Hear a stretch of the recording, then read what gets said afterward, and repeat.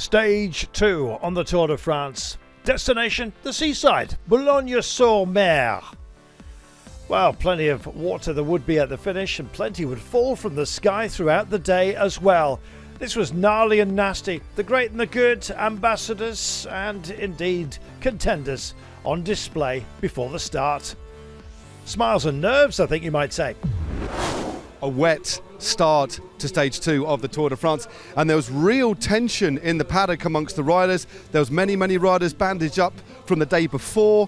A lot of GC riders also with a lot to do, but there's also a real classics feel. I've never seen Tadej Pogačar so focused as he was at the start today, and to tell you what, there was a glint in the eye of the out-and-out favourite Mathieu van der Poel, and it looks like the finish could suit him. Nervous, tense, but excitement also in the peloton.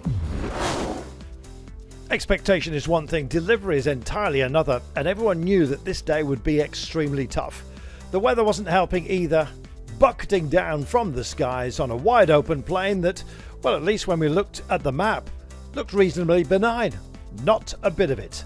2,500 metres of altitude gain spread throughout the entire run of 209 kilometres, the longest stage of this year's Tour de France.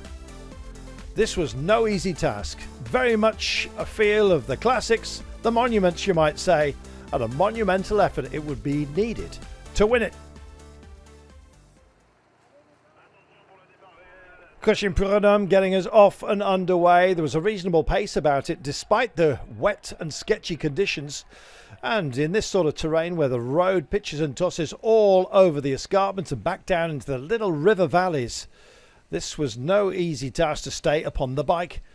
Bike handling skills would come to the fore. We'd had plenty of mishaps the day prior, but ultimately we got ourselves a breakaway that looked very solid indeed. Amarai, who'd been in the break on stage 1, Andreas Leknesund, the Norwegian champion, Brent Van Moor up there as well. But the Viking hit the deck. Leknesund was down, Yevgeny Fedorov likewise, and it was a question of just regathering itself as far as the breakaway. They did so just as the sun came out. The roads dried with a lot of inherent heat down there and a lot of intent, white hot you might say, in the minds of the main contenders. Nobody quite knew whether this would be a GC day or indeed a sprint at the finale, and we were getting sprints on the KOMs as well. A polka dot jersey potentially up for grabs, with the categorisation of the climbs rising to 3 today, and so that competition was still wide open. The pack rolled through. The gap had maxed out about 2 minutes and 40, but it was slowly but surely coming down, and with around 54 kilometres to go, we were still hitting the lines. Intermediate sprint came, intermediate sprint went. Fedorov took it, but there was plenty of points left on the ground for those following on. And just as a mark of how important these points are, it got a bit feisty. Biniam Girmay, his movement not to the liking at all of Jonathan Milan, who gave vent to his frustrations after they crossed it. Well, they need to calm themselves down. This is a very long Tour de France. I need friends everywhere. You can find them. So it was that the breakaway was almost accidentally caught, and with all of the mountain points stacked at the back and some very nasty pitons to contend with ramps of 12, 13, 14% as well. This was tough. With 30 kilometres to go, they were pushing on. This was more about establishing a gap, and so they duly came as touches of wheels caught a few out, including Geraint Thomas, who had to unclip, and a few others. Thankfully, nobody who hit the deck today found themselves too badly hurt. Well, the gaps over those peaks and troughs just became magnified time and time again. Yes, there was a regathering of the peloton, but every single time they went over one of these bosses, they had to go again. The crowd were out in force. They wanted a piece of the day, but so did the principals. Pogačar, Vingegaard and Evenepoel were right there, but so was Mathieu van der Poel and plenty of other hopefuls as well. With 8.6 kilometres remaining, the attacks started to rain down.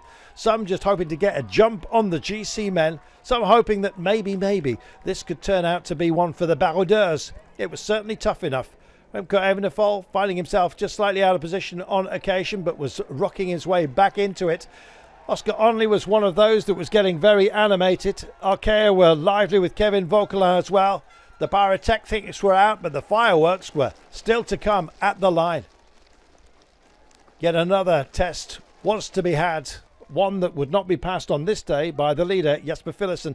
The yellow jersey was destined to go elsewhere, and Jonas Vingegaard himself showing how sprightly and determined he is here on the very best of form and, well, quite capable of putting on a display. Ultimately, the main favourites were looking at each other as other attempts at a snatch went up the road, but ultimately this was going to come down to a drag race on a nasty incline and a sprint for home.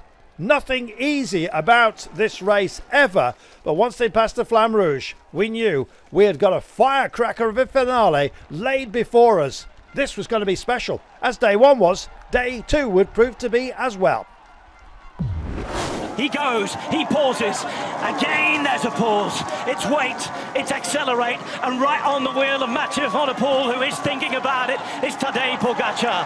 Then you can see here she moves, turning again, the excitement is building, it's stop-start stuff, and now with 100 metres to go, they see the line. There is Mathieu van der Poel up against Tadej Pogacar. Pogacar is there though, it's van der Poel who has it, and magic from Mathieu. Mathieu van der Poel wins the stage, and will pull on the yellow jersey. What a magnificent performance by the big man, Mathieu van der Poel.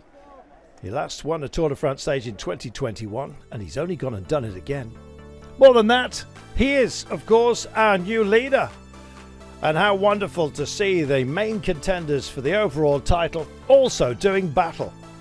Brilliant entertainment in the opening 2 days of this Tour de France. It does not get much better than this. Where will the next win come from? Mathieu van der Poel may well be in the frame, and going into yellow means he may well hold it for a few days. Genius at work. It was super difficult. The final was actually harder than I thought. I was really motivated. Finally, after it's been 4 years, I think, since I've won my first stage on the Tour de France, so it was about time I won a second one. It's time for Mathieu van der Poel, who leads this race by 4 seconds from Tadej Pogacar, Jonas Vingegaard, Vauquelin and Jorgensen. One happy man. Job done. And by the look of the parkour in the next couple of days, he might just go and do it again. Next up, it's the run to Dunkirk, heading further north, the place where ships set sail. Let's hope, indeed, for the very best to do precisely that on what is bound to be another dramatic day. What will the weather be? We have absolutely no idea. Likewise, who ultimately will win the day? Could be the sprinters, could be the break. We're just going to have to wait to find out. Just one climb to interrupt the pace, men. You just never know. We'll see you tomorrow for more of the same. Brilliant.